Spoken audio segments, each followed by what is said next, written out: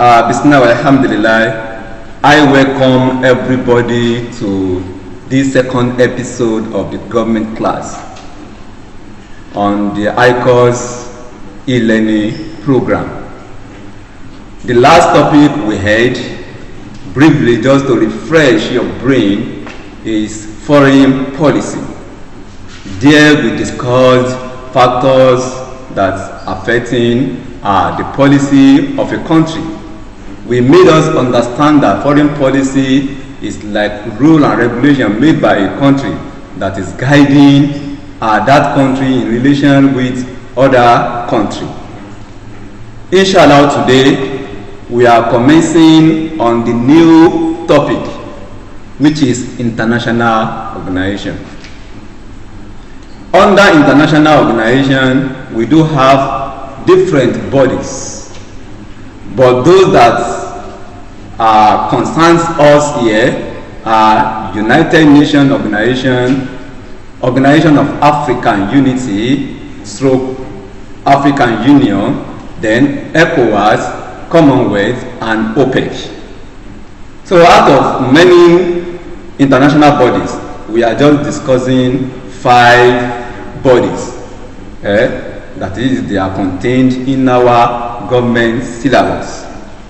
But inshallah, today we are starting from United Nations Organization. But before I commence discussing that body, I want us to understand what we mean by international organization.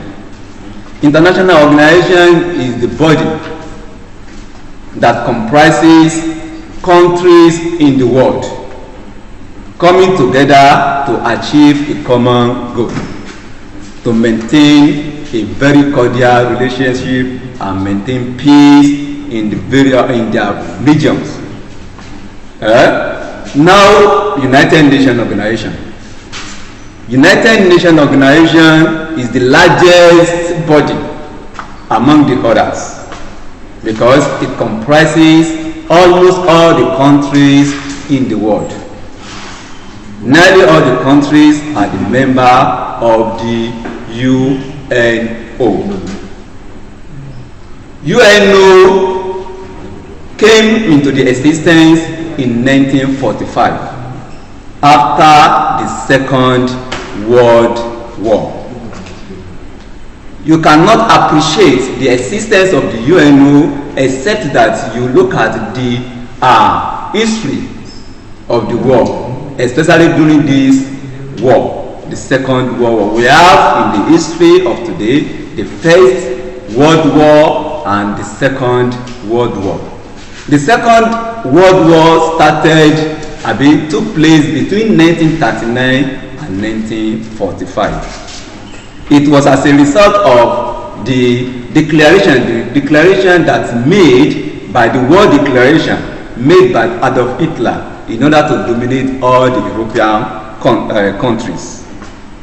Then the intervention of other countries in another continent, even Africa here, because it was during the colonization, the colonial master then recruited some Africans to fight in the war.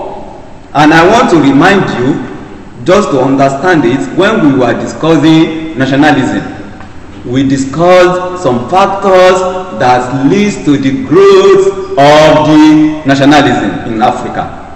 And we have the internal factors and we have external factors. Among the external factors is the returning of the people that fought in the Second World War. So tell you that Africa also participated in the Second World War. After the end of the war, then we need to look at a body that will prevent the outbreak of another war. Though we did have an organization, the body before, that we called the League of Nations. We agree that the failure of the League of Nations brought about the outbreak of Second World War. This time around, we must have a formidable organization that will prevent another war, another outbreak of war. That is why we are coming to it under the aims and objective. The first aim and objective, you may ask in your question, especially under the best answer approach, they may enlist all the factors that are the aims of the UNO.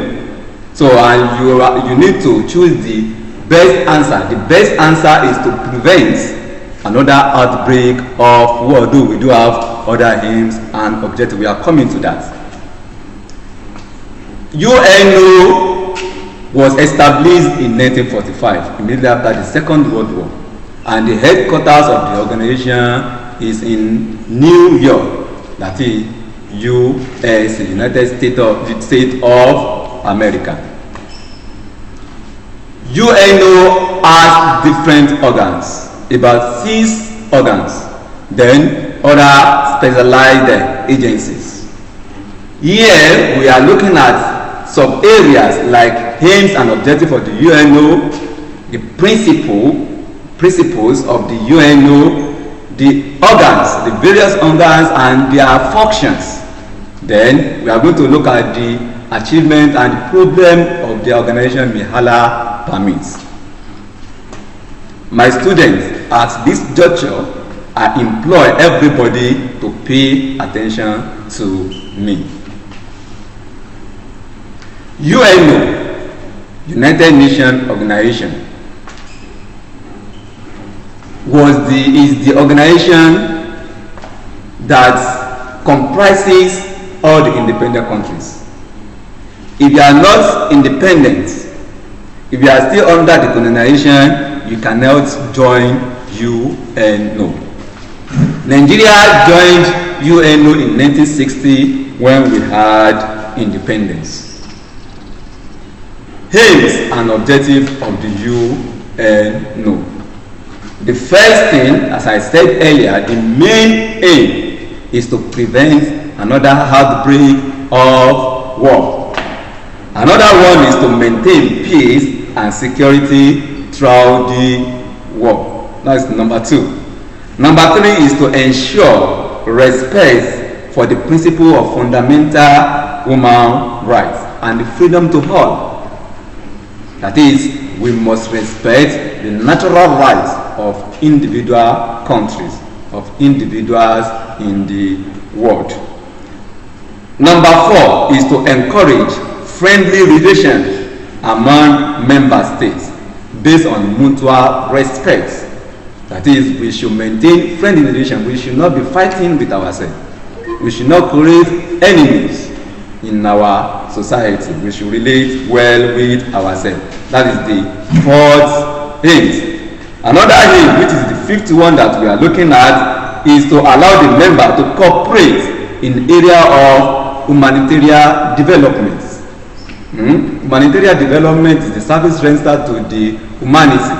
Maybe they are suffering of anything in the world, war, epidemic, and some other things. All these refugees is one of the functions. OAU and the UNO has a specialized agency that is looking into that. So one of the aims and objectives is to cooperate in this development, that is humanitarian development. Number 6 is to uphold the sovereignty of the member states. That is, all the members, though they are all sovereign states, the sovereignty must be maintained. Some may be poor countries, so all these poor countries, regardless of the status, economical status of this country, since they are independent country, we must maintain the sovereignty of these countries. Then another one is to facilitate independence of the trust territories. The trust territories, we are coming to look at it under the organs, on one of the organs of the UNO that we call the trusteeship territory, the trusteeship territory. These countries are the countries that under the domination of Germany during the war.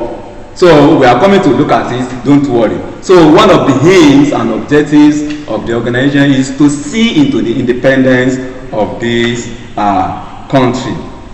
Another aims of this organization is to encourage the member to fulfill their obligation to the organization.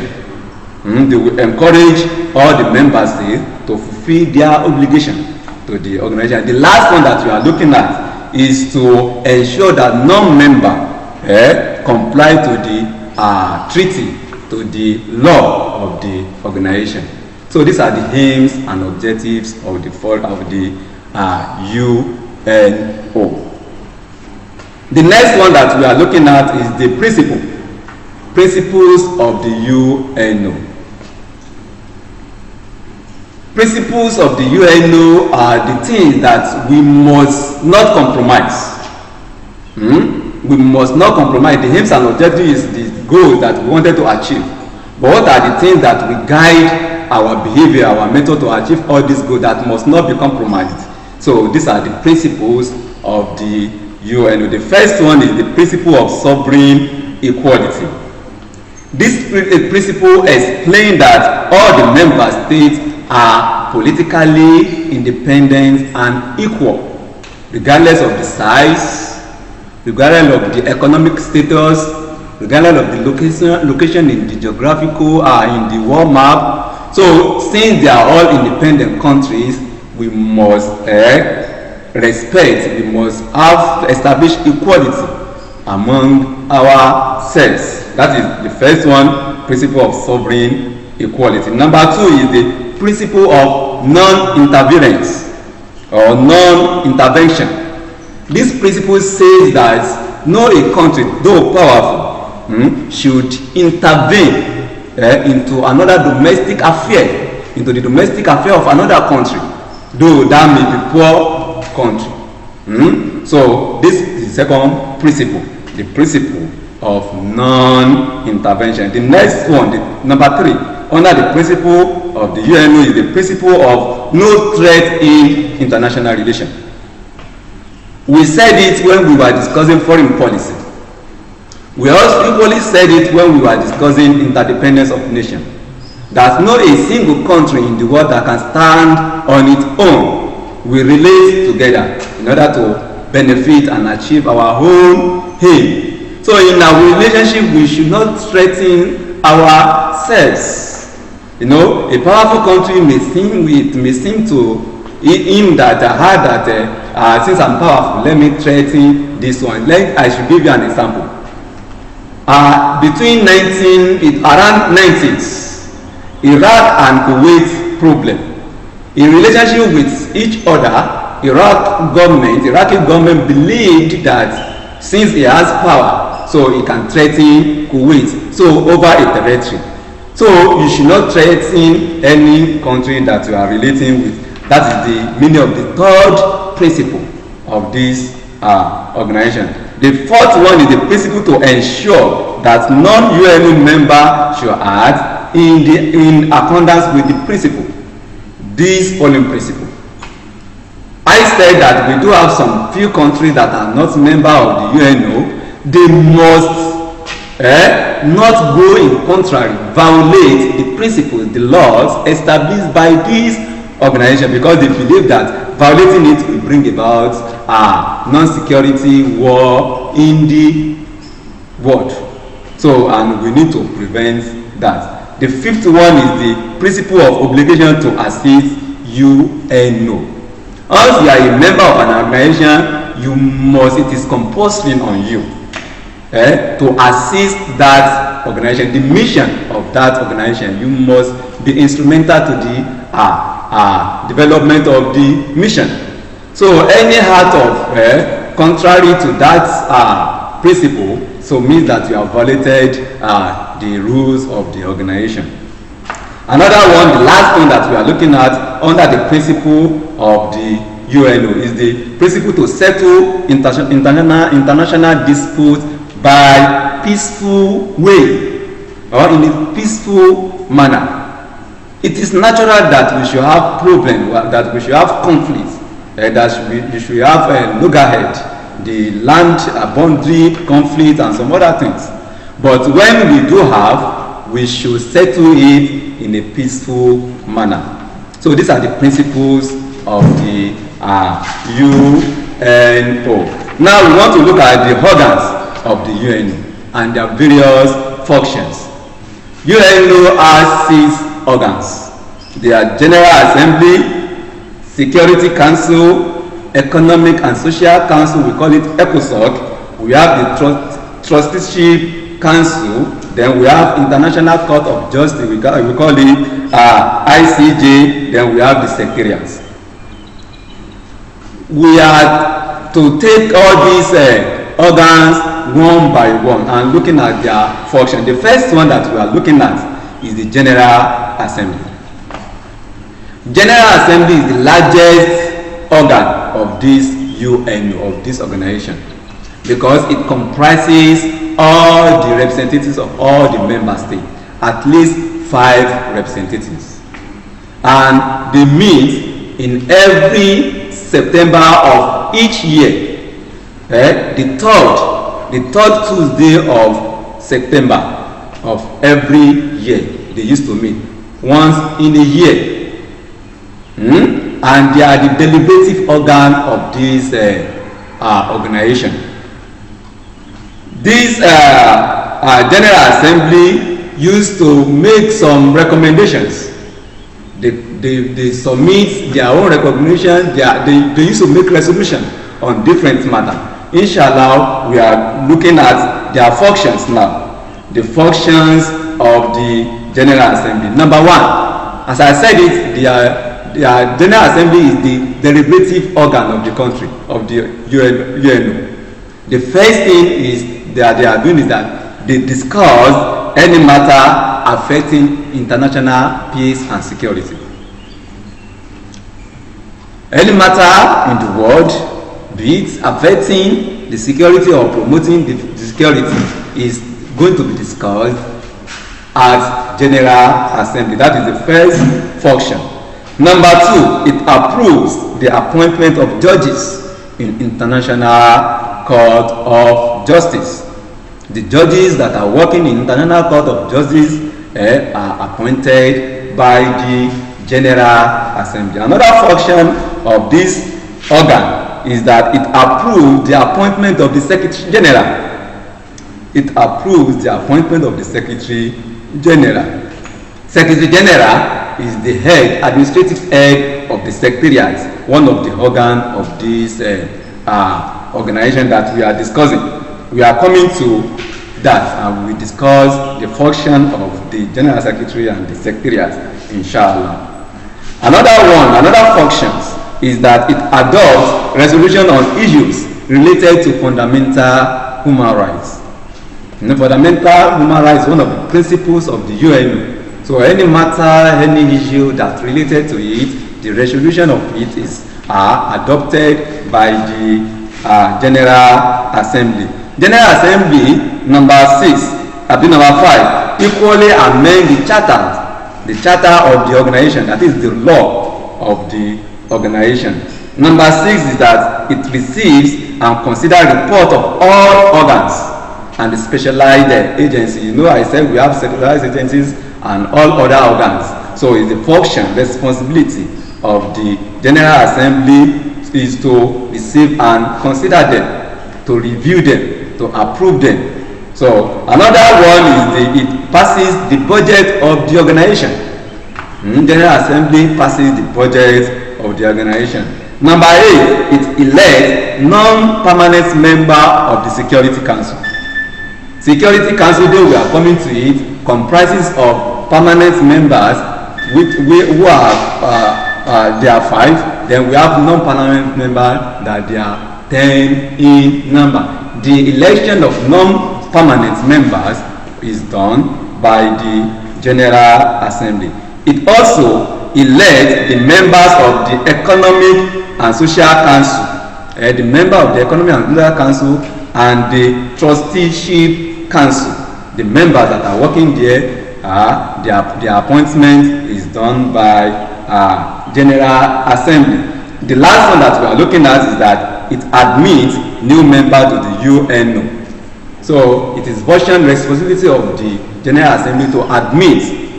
We said not all the countries are members. All the members that willingly, that wishes to join the organization UN, the General Assembly will admit them.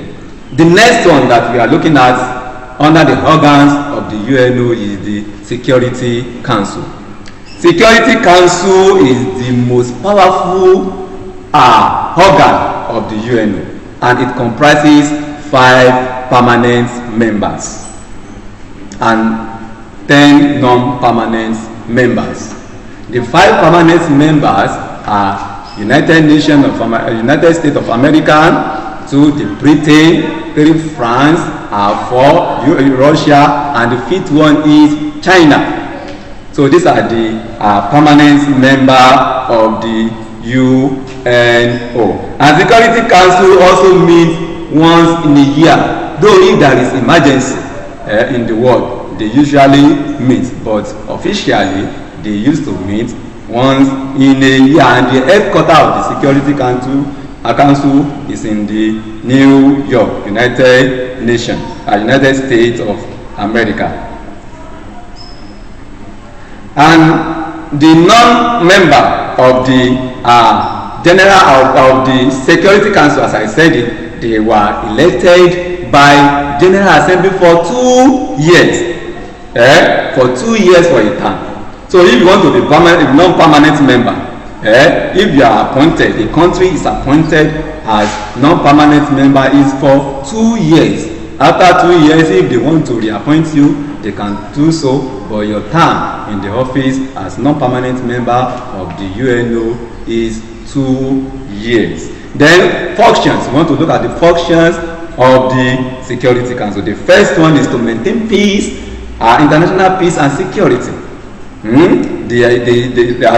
means that they are performing the function of the executive, the organ that is implementing the policy to maintain peace and security in the world. Number 2 is to investigate international disputes and look for appropriate means to settle it.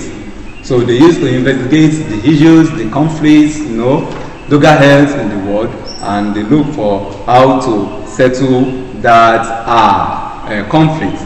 Number 3 is that it applies sanctions on the country that refuse to comply with the rule and regulation of the organization, or the country that is disturbing the peace of the world. They used to sanction, especially economic sanction, by saying that all the member states should not relate with that country again economically, and the country is going to be feel it, because I said earlier that no country can stand on its own. Another function of the Security Council is to take a military action on the aggressor. If we do have a country that is aggressor, that is behaving aggressively to another country, so it's the function of this Security Council to take military action on it. The next one, number 5, that we are looking at under the functions on the Security Council is that it recommends the suspension of the non-compliance member. Any member that is not complied, a member that does not comply to the rules and regulations of the UNO. So this organ will suspend that very person.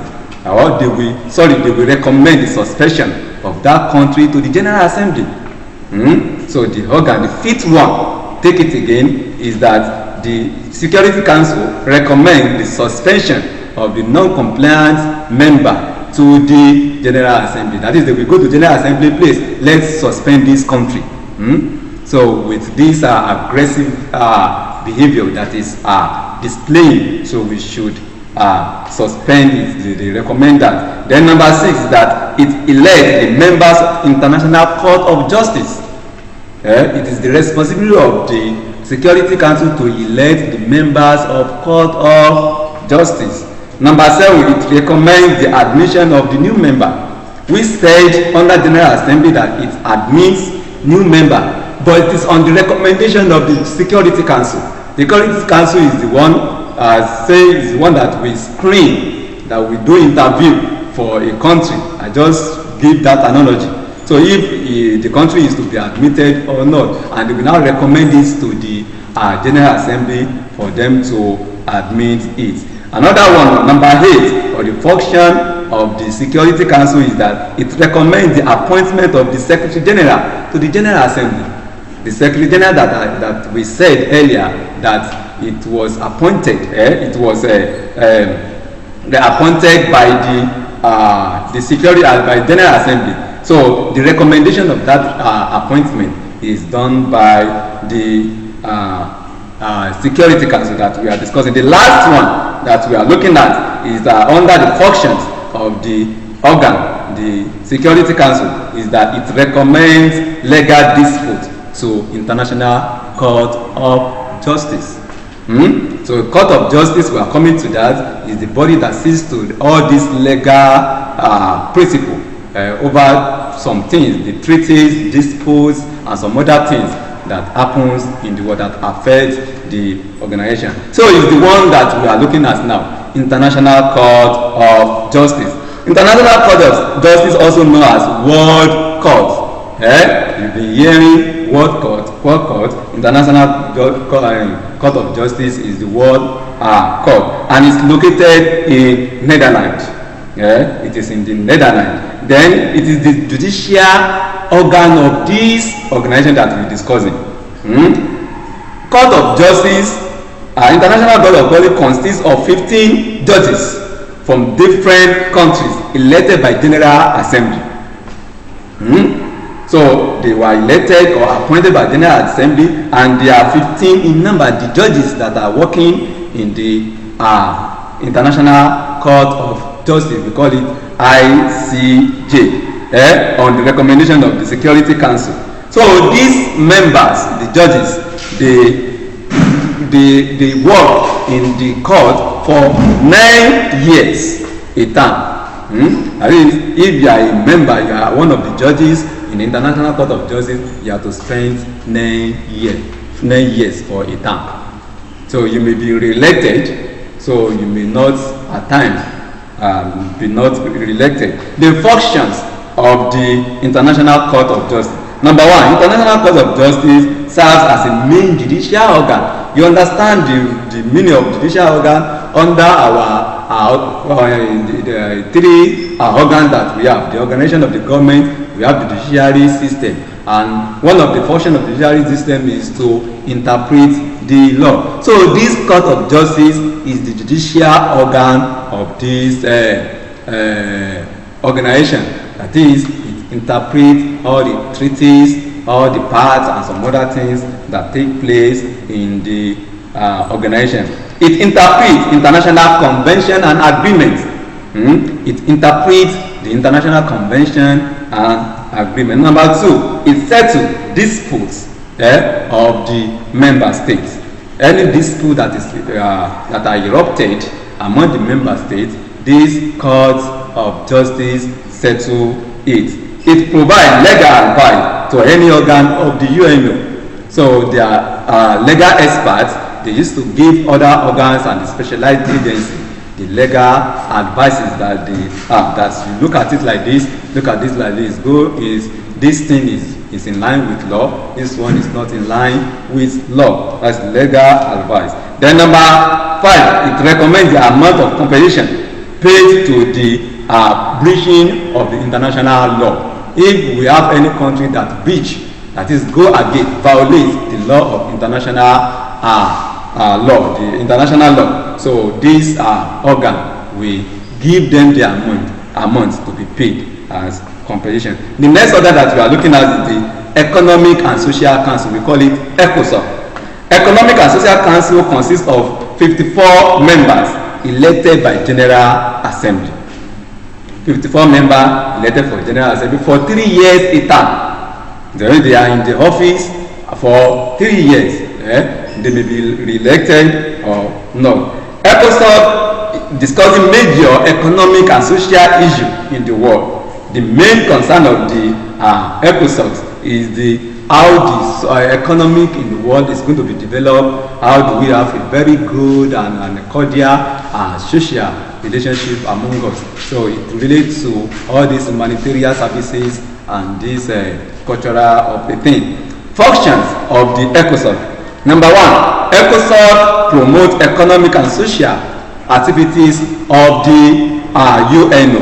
The UNO as an organization deals with economy and some other things. So the country that the organization, the organ that promotes this economic and social issue of the organization is the ECOSOC. We relate with ourselves, that is social. Then on what basis? On economy, that is economy. That's why the name is ECOSOC. Economic and Social Council. Number two, it prepares report on international economic, social, cultural, and educational matters. Any report on the following things that I've mentioned, so is prepared by the organ. The third one is to coordinate the function of all specialized agencies, such as WHO. We say we are coming to the specialized agencies of the organization. So the coordinator for their activities is the ECOSOC. Number four, it gives information and assistance to the Security Council. If Security Council needs assistance as regards information on other things, it's going to be given by the ECOSOC. Then number five, it recommends for the promotion of fundamental human rights. Anything that can promote fundamental human rights, they are recommended by this body, by this organ. The next one that we are looking at is the secretariat. The secretariat, don't forget that we are coming to the specialized agency. Then we are going to look at the function, the achievement and the problem of the UNO. We are still on, my students. The secretariat. The secretariat is another organ of the UNO, and it is the administrative center of the organization. It is headed by the Secretary General, who is appointed on the recommendation of appointed by the General Assembly on the recommendation of the Security Council. The President, the Secretary General, is spending just 5 years in office for a term. He or she can be re-elected if there is need. And the staff of the secretariat is under the Secretary General. Now we are looking at the functions of we are going to look at the function of the secretariat and the function of the General Secretary, the head of the secretariat. The function of the secretariat, first of all, that secretariat analyze economic and political policy of the UNO. Secretariat analyze economic and political policy of the UNO to the General Assembly. The General Assembly will be expecting them one day that this policy, so what is all about? So the person that will analyze it and is for this, is for that, is the secretariat, that is the office to explain it. Number two, it administers operation initiated by the UN General Assembly. General Assembly is to make policies, to make some decisions, to administer the operation of all these decisions. Is rest on the secretariat. So that this secretariat is responsible to administer the operations, resolutions made by the General Assembly. It publishes all the treaties and international agreements. So international organization, as we said it, is all about the relationship of all the countries, various countries. So the treaties and all these things, that the agreement they are making among themselves is going to be published by the secretariat. Number four, it conducts survey and research for the UNO. Anything survey and research, the use of research is going to be conducted by the secretariat. It communicates with non-member states about the policy made by the organization. If we do have some other countries that are not members, so the secretariat will communicate them. This is what we are up to. This is what we are looking for. This is what we are for. So just to understand and relate with them on that basis, So the secretariat will do that. It interprets various languages spoken as organization meeting. You know, UNO comprises, as I said it, all the countries in the world, and all these countries are speaking different languages. The Russia will be speaking Mandarin, the China will be speaking Mandarin, the German will be speaking Germans, and all the countries. So the one that we interpret all this so that another person that is not understand Mandarin or German will understand this. So the secretary is a portion of the secretariat to interpret all these things. It serves as a clerk by taking notes, the minutes of the meetings. So it's like a clerk of the house that used to take the minutes, noting all the things that they are discussing in the UN, especially General Assembly.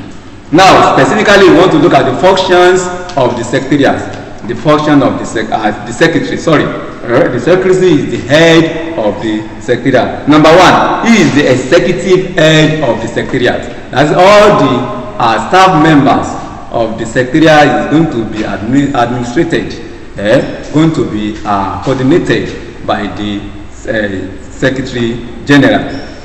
Another function that the secretary general keeps the record of the UNO, keeps the record of the UNO. Number three, he prepared the annual report for General Assembly.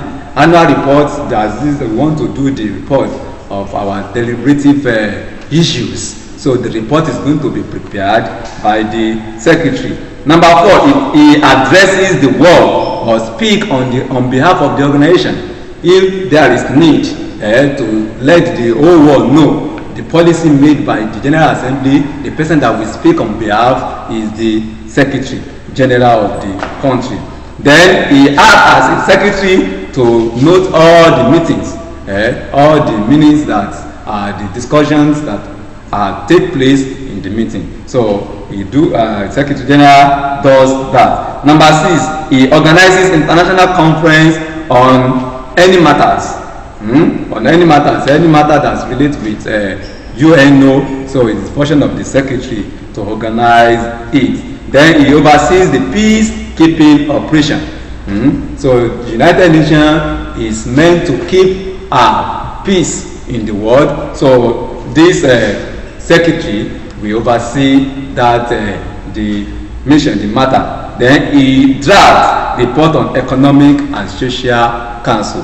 The report of the ECOSOC is going to be drafted by the secretary.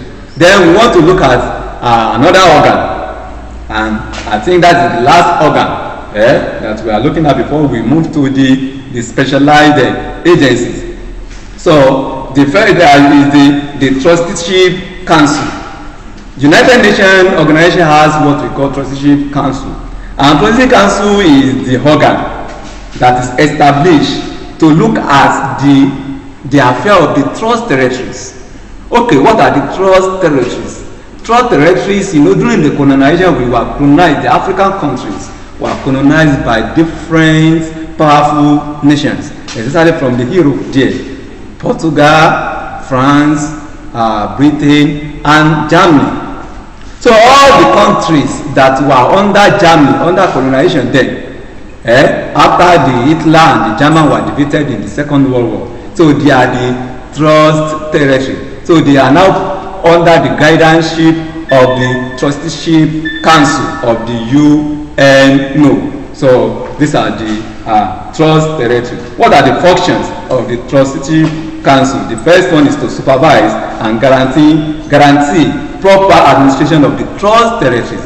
All these trust territories should be governed in a good manner. So the organ that we look into it, that we see into it, is the trusteeship council. Number two, to examine and discuss reports from the administrative authority of the trusteeship council. So although they may put somebody there to see into it, so the report from all this authority, so is going to be given to the trusteeship council. That is, this is a trust territory, and we put somebody to head it. So the report of the administration there should be given to this council. The next one that we are looking at is to examine the petition from the special mission to the trust territories. So we have all these special mission, all these specialized agencies that go on a certain mission to the trust territories. So the reports there needs used to look at.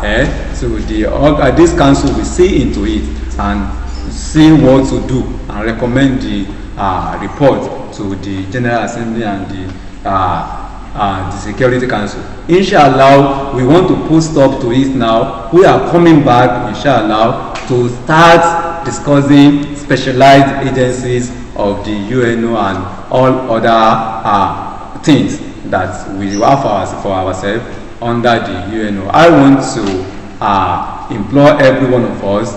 So I've already sent the notes of this class to you in your portals. Please go there and read it. Inshallah, tomorrow, inshallah, I'm going to send the question that we are going to look at. So I pray that Allah make it easy for us and help us send COVID-19 away so that we are able to meet ourselves physically, because I think that's the best of things that we are looking for. May Allah make it easy for us. Happy Ramadan, all my students.